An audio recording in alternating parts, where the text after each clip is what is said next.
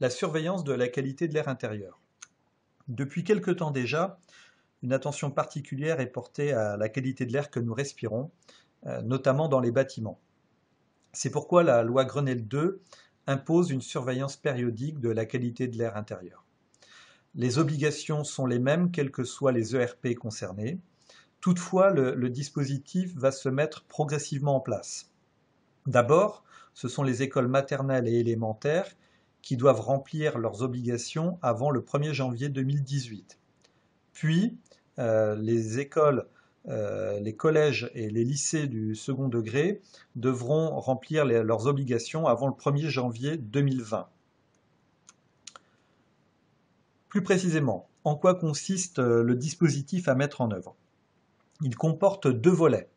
Le premier sur lequel il vous est laissé un choix, soit l'établissement fait un programme d'action et de prévention de la qualité de l'air intérieur, soit votre établissement fait appel à un organisme accrédité, organisme qui sera chargé de faire des mesures de la qualité de l'air intérieur, notamment en contrôlant 3 substances dans l'air. Deuxième mesure, deuxième démarche que vous devrez effectuer, là il n'y a pas d'alternative, votre établissement devra procéder à une évaluation des moyens d'aération et de ventilation. Cette seconde mesure est l'objet plus précisément de ce webinaire. L'évaluation des moyens d'aération et de ventilation se fait par le biais d'un rapport d'évaluation. Ce rapport, il en existe un modèle que vous pouvez vous procurer de différentes manières, notamment il est disponible sur le site de l'AFNOGEC ou sur le site du ministère de la Transition écologique et solidaire. Dans les deux cas, vous obtiendrez un document au format Word sur 4 pages qu'il vous appartiendra de compléter de façon manuscrite ou dactylographiée. Je vous propose maintenant de passer en revue les différentes rubriques qui composent ce rapport, de façon à voir comment y répondre. Première rubrique, l'établissement. Ici, j'ai pris un exemple fictif d'une école. Cet exemple va nous suivre tout au long de ce webinaire. Ce que j'ai pu remplir apparaît donc en bleu. Vous devrez dans cette rubrique notamment indiquer le numéro SIRET de l'établissement. Il se compose de 14 chiffres. Ce numéro, vous le retrouvez dans votre dossier URSSAF ou sur les bulletins de salaire que l'OGEC est amené à établir. Deuxième rubrique, elle concerne le propriétaire ou exploitant de l'établissement. En l'occurrence, il s'agit de votre OGEC. Et vous devrez indiquer si l'OGEC est propriétaire des bâtiments ou s'il en est exploitant. Par exploitant, il faut comprendre que les bâtiments appartiennent soit à une association tierce, une congrégation ou une autre personne morale, et peu importe que votre OGEC soit locataire ou bénéficie d'un commodat, il entre dans la rubrique exploitant à ce moment-là. Vous devrez également indiquer à cette rubrique les noms et coordonnées de votre président d'OGEC ou chef d'établissement. Troisième rubrique de ce rapport d'évaluation, l'organisme chargé de l'évaluation des moyens d'aération. En l'occurrence, je l'ai indiqué, ce rapport d'évaluation peut être complété directement par l'OGEC. Et donc, ici, j'ai supposé que c'était l'OGEC qui remplissait ce rapport d'évaluation. Une petite note en bas de page vous indique que vous pouvez faire appel à un prestataire tiers, tel qu'un architecte, un contrôleur technique, un bureau d'études pour remplir ce formulaire, mais dans la plupart des cas, l'OGEC est à même de remplir lui-même ce formulaire. Deuxième page du rapport d'évaluation. Première question, la description de l'établissement. D'une part, vous devrez indiquer le nombre de pièces de l'établissement. Pour ce faire, je vous invite à vous référer au plan de l'établissement. Deuxième question, l'effectif théorique maximal. Il vous appartiendra d'additionner les effectifs maximum de chaque classe et ainsi de déterminer l'effectif théorique maximal de l'établissement. S'agissant des pièces investiguées, deux cas de figure. Si votre établissement compte moins de 6 pièces, dans ce cas, toutes les pièces de l'établissement devront être investiguées. Dans le cas plus probable où votre établissement compte plus de 6 pièces, alors 50% des pièces sont à investiguer avec un maximum de 20 pièces à investiguer.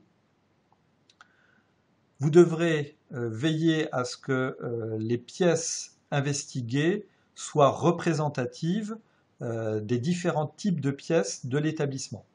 Dans mon exemple, j'ai indiqué un bureau, 5 classes, un local sanitaire et une cantine comme étant représentatifs des pièces de l'école.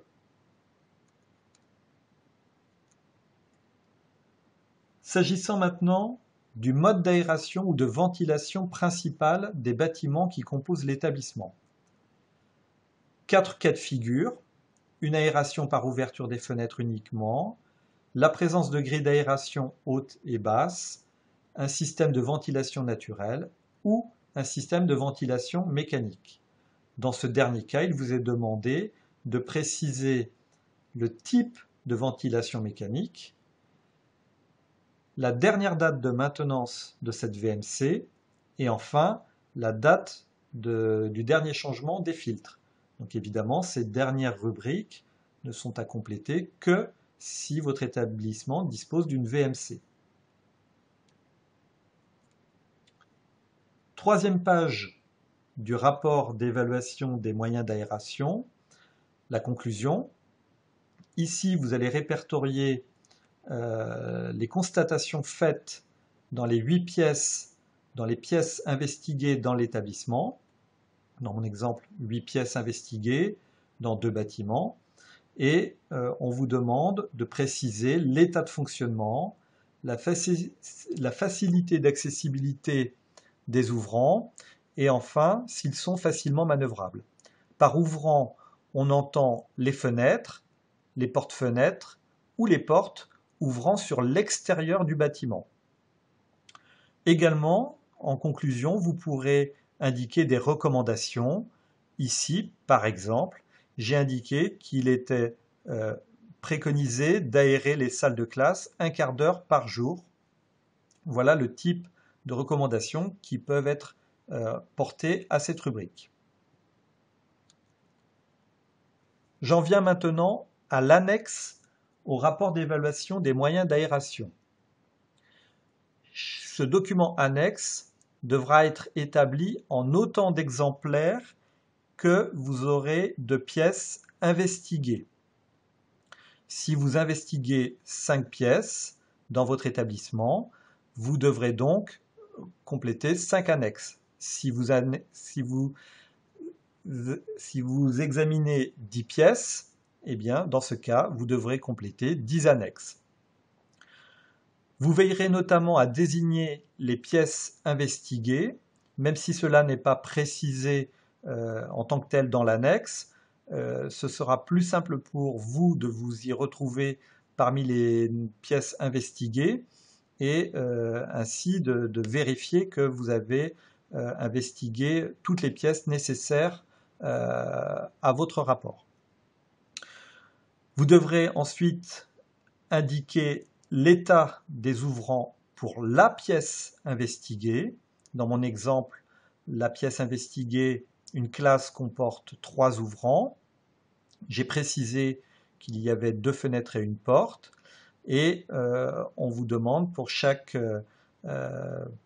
pièce investiguée de préciser l'état des ouvrants, l'état de fonctionnement, la facilité d'accessibilité ou la facilité à manœuvrer cet ouvrant. Vous devrez également compléter le cas échéant l'état des bouches d'aération en partie basse de l'annexe. Le rapport d'évaluation des moyens d'aération, à savoir, c'est un document à conserver dans l'établissement. Vous devrez conserver les 2 derniers rapports d'évaluation au fur et à mesure de leur réalisation, sachant qu'un rapport d'évaluation doit être renouvelé tous les 7 ans. Donc vous aurez 2 rapports au bout de cette année effectivement, un premier étant effectué en 2017, le prochain sera fait en 2024. Ce rapport d'évaluation est à présenter en cas de contrôle et enfin à savoir qu'en cas de contrôle et si l'établissement n'est pas en mesure de présenter ce rapport d'évaluation, il s'expose à une amende pouvant aller jusqu'à 1 500 €. Dernier élément, quelques conseils. Avant de vous lancer dans la rédaction du rapport, je vous conseille de vous munir du numéro SIRET de votre GEC, des plans de votre établissement, de la date de maintenance de la VMC le cas échéant. Également, je vous conseille, avant d'imprimer le document Word, de le modifier en page 2, puisqu'en deuxième page, vous devrez indiquer le nombre de pièces investiguées et leur localisation. Donc vous modifierez le tableau en page 2 en fonction du nombre de pièces investiguées. Le document de base ne compte que 6 lignes. À vous d'ajouter les lignes nécessaires en fonction de la taille de votre établissement. Enfin, je vous conseille de photocopier le document annexe en autant d'exemplaires qu'il y a bien sûr de pièces investiguées. Je vous remercie de votre attention.